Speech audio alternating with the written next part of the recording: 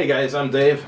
And I'm Len. And today we played the Forever War from Mayfair Games. This is based on the book by Joe Haldeman. I've actually never read the novel. Have you read it? Yes, I've read it. Oh, okay. Why don't you tell everyone about this game since it's your game and you read the rules? First of all, the novel is essentially Starship Troopers in Vietnam.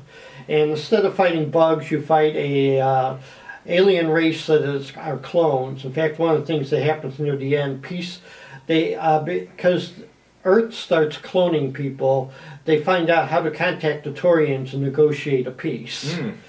And it's also, instead of being the elite mobile infantry, you're conscripts in space.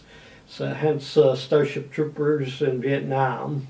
Yeah, it seems to play a little bit like Starship Troopers, the Avalon Hill board game, but Starship Troopers from Avalon Hill had some awesome scenarios for it, some with hidden movement and stuff where you, right where the bugs were on another map and stuff, and that's what made that game awesome. But the bad part about Avalon Hill Starship Troopers is you had stacks with 12 counters in them, which were constantly falling down and stuff, so in this game, they have an actual stacking limit, but the stacking limit with all the weapons you got to add for the counters and stuff, it's still too big of a stack, and it's just half-inch counters, and they're glossy, and the map's glossy, so they're constantly falling over, so it's got the same problem as Avalon Hill Starship Troopers, stacks constantly falling over, but the game's fun and stuff.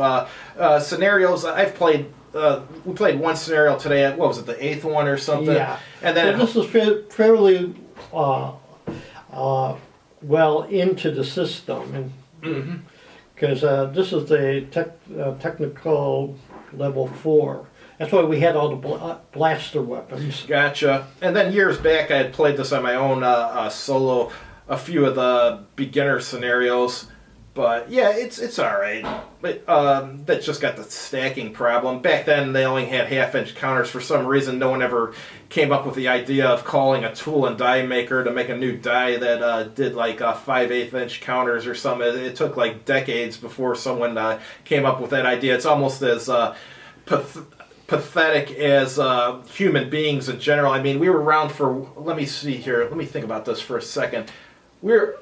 If you believe human beings are 100,000 years old, then for 95,000 of those years, we didn't realize that if you put a seed in the ground and put water on it, you'll grow a crop. I mean, it took us 95,000 years to figure that out. So Well, because of the black monolith came and told us how to do it. It must have been, yeah. Okay. The scenarios are a major problem. They're kind of disorganized, and actually they could have used more scenarios. I thought this had a lot of scenarios. Oh, was there about 12 in here or something? Yeah, but this could, 12. I tell you, this scenario we just played didn't feel that different than the first those few scenarios from the beginning of the book I played. It felt just kind of just like them. Yeah, this had 11 scenarios plus a solitaire one where you go against automatic laser towers and stuff like that. And for instance, in the novel, there's a thing called the stasis field.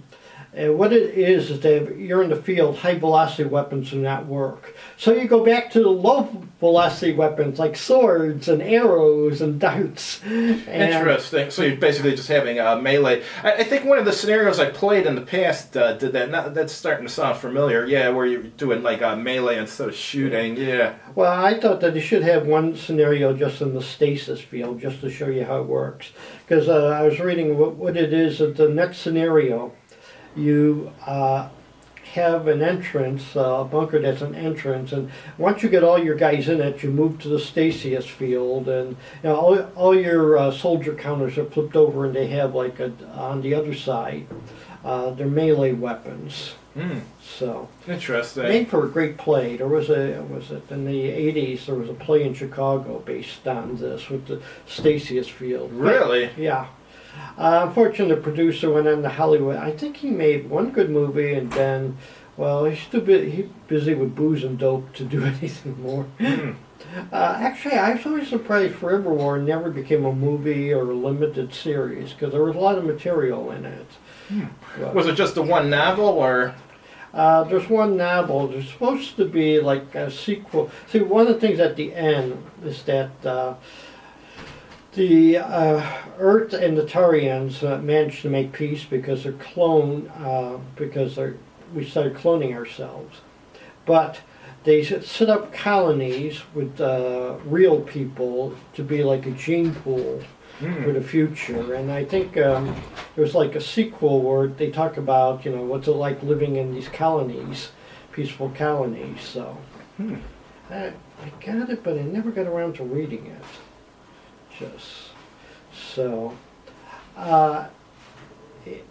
This game is good. The big problem is the stacking. There's a build your own scenario in case like I'm griping about the lack of scenarios, but you can build your own. Cool. So I was thinking of trying it without just one combat unit per hex, throwing in like a weapon or something, maybe a weapon leader or here and there. Yeah. So Probably be a lot better. yeah, because this would be a problem. The game did play quick, though. I mean, this was supposed to be 15 turns of scenario, and how many turns did we do? What, about 6 or 7 before it resolved? 5. 5. Actually, I was okay. about to say that I could have stayed for another turn or two and wiped out, because I think I had one turn. Well, you had to move into the bunker the next turn. And one stack moved in, and the other two could have fought off any nearby units. And going with the way things were going, you probably eliminated or at least pinned them. So it was a good time to quit. Oh, and I found this is a lens game, and in the box there was a crazy Igor card here. So this guy used to sell used games and stuff. It says guaranteed this item to be complete, and I guess he'd buy and sell used games. He was from New York or something. I think he went to a few of the conventions out here. I know. I sent him a lot at Gen Con. Oh, okay, gotcha. But you've got, I bought a bunch of games from you that had the crazy Igor card in it too, so you must have bought a lot of games from him. Oh, because if you want to use games, they were like bargain prices, like, these obscure Battles of the 30 Years War one, you get like dirt cheap. That you just couldn't pass it up. Ironically, I'm the only person who found a game with a missing counter. Oh, wow. But I didn't say anything because it was the GMT game about the invasion of Crete. But the reason why is that they have a point system for the counters, because you have these optional rules where you could change your order of battle. And it's like, you bring in extra units, but the other guy gets victory points. So the Germans had one less company. So the British got 4 victory points, which is kind of good because at the beginning they had problems. Yeah. So. All right, got anything else? That's it. All right, we'll have a new game for you guys next week. Have a good one.